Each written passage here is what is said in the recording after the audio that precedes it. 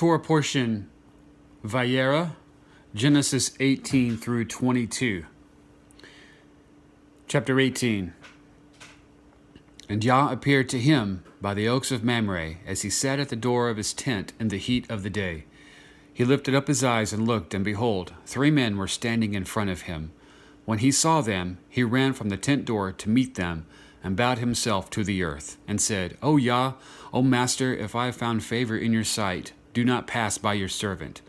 Let a little water be brought, and wash your feet, and rest yourselves under the tree, while I bring a morsel of bread, that you may refresh yourselves, and after that you may pass on, since you have come to our servant. So they said, Do as you have said. And Abraham went quickly into the tent to Sarah, and said, Quick, 3 seahs of fine flour, knead it, and make cakes. And Abraham ran to the herd, and took a calf, tender and good, and gave it to a young man, who prepared it quickly. Then he took curds and milk, and the calf that he had prepared, and set it before them, and he stood by them under the tree while they ate. They said to him, Where is your wife Sarah? And he said, She is in the tent. Yah said, I will surely return to you about this time next year, and Sarah your wife shall have a son. And Sarah was listening at the tent door behind him. Now Abraham and Sarah were old, advanced in years.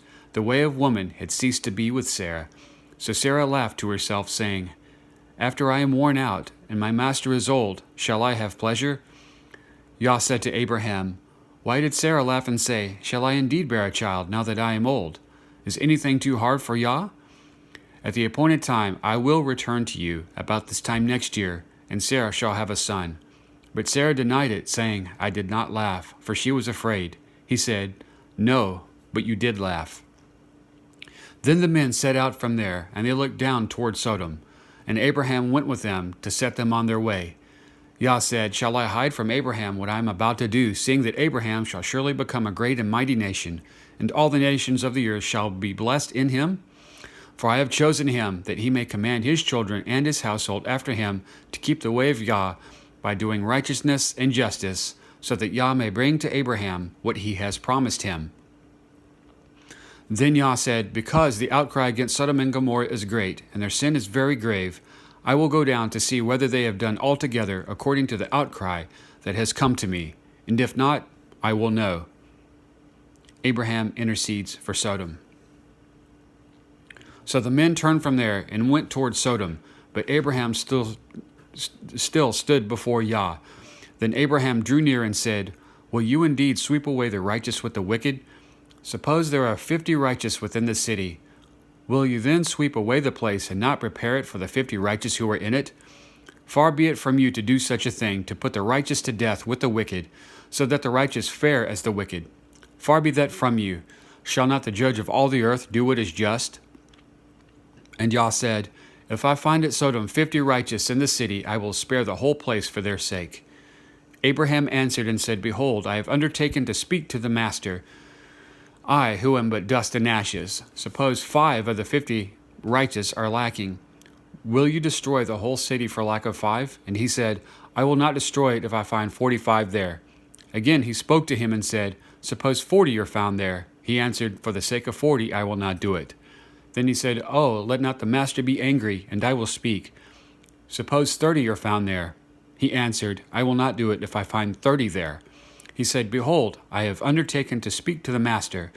Suppose 20 are found there. He answered, For the sake of 20, I will not destroy it. Then he said, Oh, let not the master be angry, and I will speak again but this once. Suppose 10 are found there. He answered, For the sake of 10, I will not destroy it. And Yah went his way when he had finished speaking to Abraham, and Abraham returned to his place. Chapter 19. Elohim rescues Lot. Then the 2 angels came to Sodom in the evening, and Lot was sitting in the gate of Sodom. When Lot saw them, he rose to meet them, and bowed himself with his face to the earth, and said, My masters, please turn aside to your servant's house, and spend the night, and wash your feet. Then you may rise up early, and go on your way. They said, No, we will spend the night in the town square. But he pressed them strongly, so they turned aside to him, and entered his house. And he made them a feast, and baked unleavened bread, and they ate. But before they lay down, the men of the city, the men of Sodom, both young and old, all the people of the last man surrounded the house. And they called to Lot, "Where are the men who came to you tonight? Bring them out to us, that we may know them." Lot went out to the man at the entrance, shut the door after him, and said, "I beg you, my brothers, do not act so wickedly. Behold, I have 2 daughters who have not known any man. Let me bring them out to you, and do to them as you please, only do nothing to these men, for they have come under the shelter of my roof." But they said, "Stand back." And they said, "This fellow came to sojourn, and he has become the judge.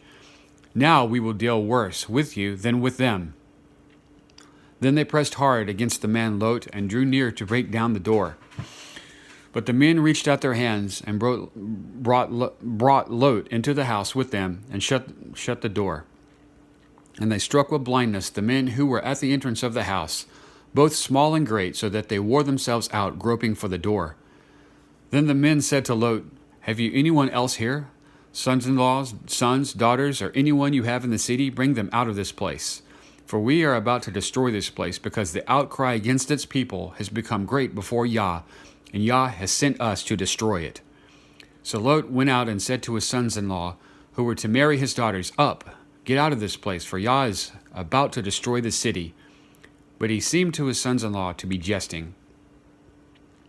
As morning dawned, the angels urged Lot, saying, "Up, take your wife and your 2 daughters who are here, lest you be swept away in the punishment of the city."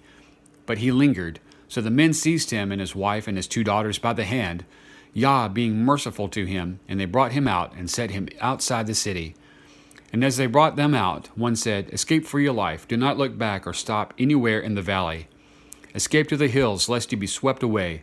And Lot said to them, "Oh no, my masters, behold, your servant has found favor in your sight, and you have shown me great kindness in saving my life.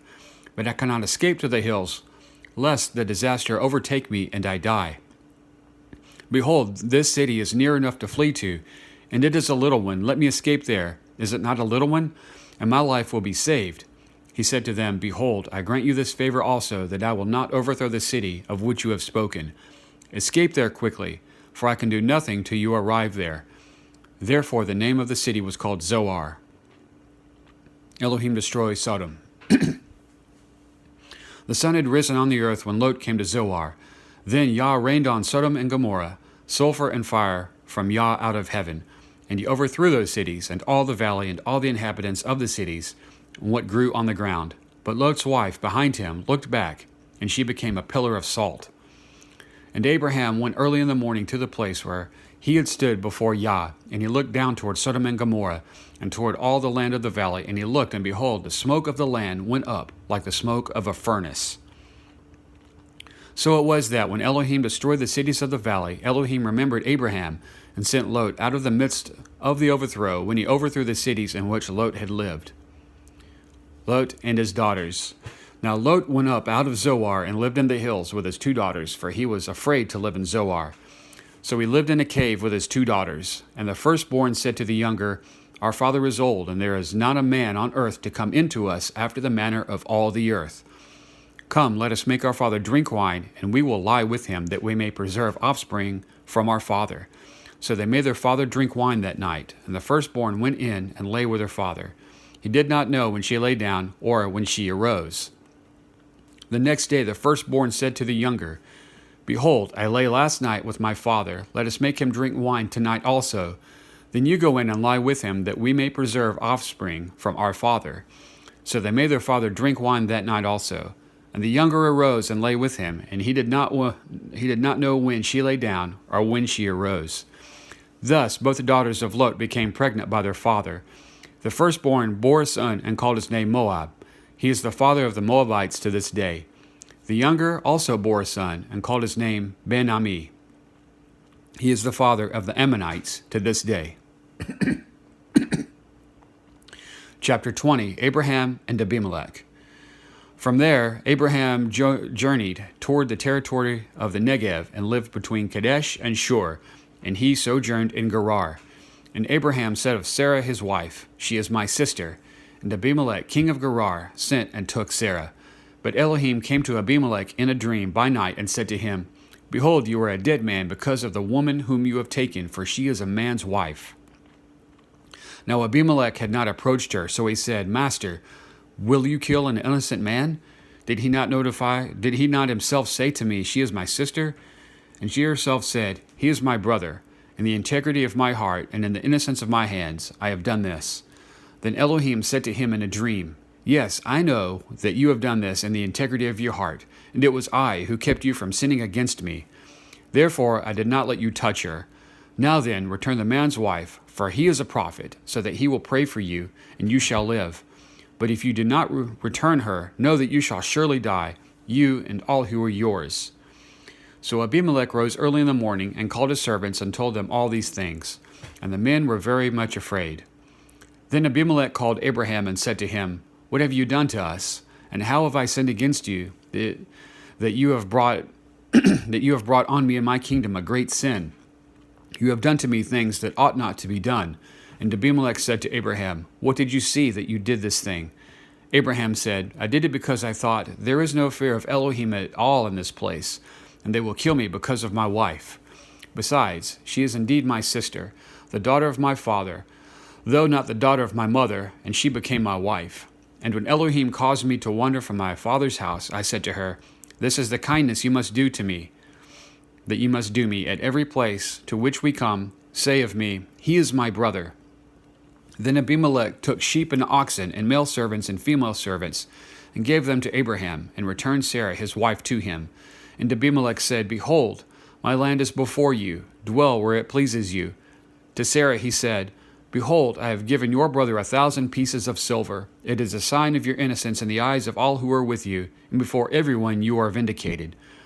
Then Abraham prayed to Elohim, and Elohim healed Abimelech, and also healed his wife and female slaves, so that they bore children. For Yah had closed all the wombs of the house of Abimelech because of Sarah, Abraham's wife. Chapter 21, the birth of Isaac, verse 1.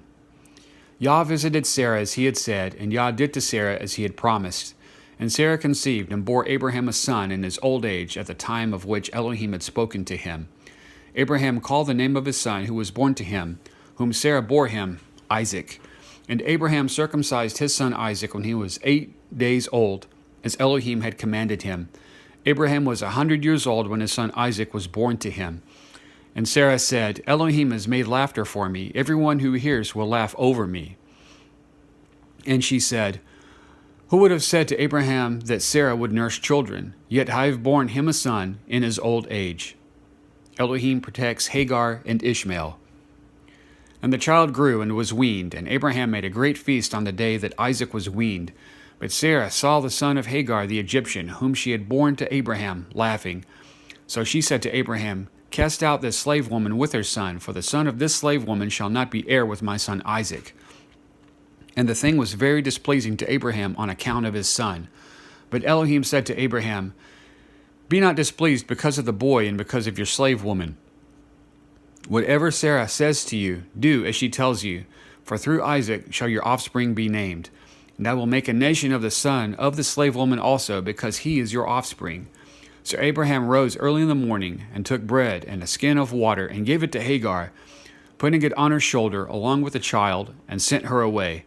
And she departed and wandered in the wilderness of Beersheba. When the water in the skin was gone, she put the child under one of the bushes. Then she went and sat down opposite him and a good way off, about the distance of a bow shot.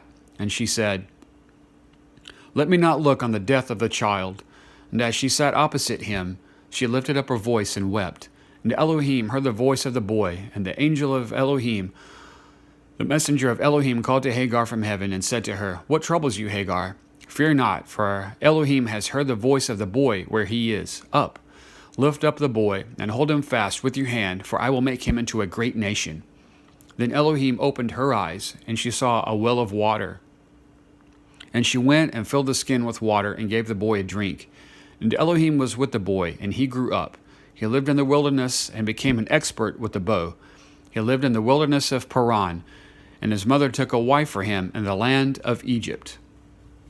The treaty with Abimelech.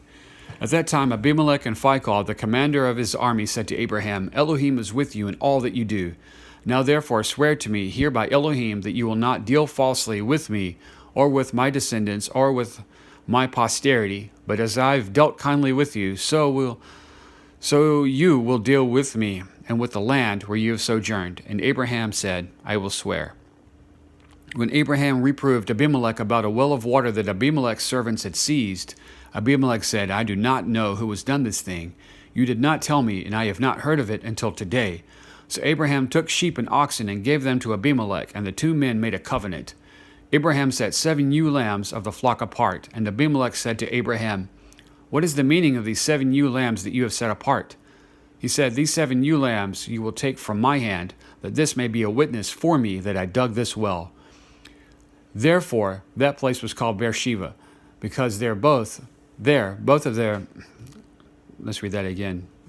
Therefore, this is verse 31. Therefore, that place was called Beersheba, because there both of them swore an oath. So they made a covenant at Beersheba. Then Abimelech and Phicol, the commander of his army, rose up and returned to the land of the Philistines. Abraham planted a tamarisk tree in Beersheba and called there on the name of Yah, the everlasting Elohim.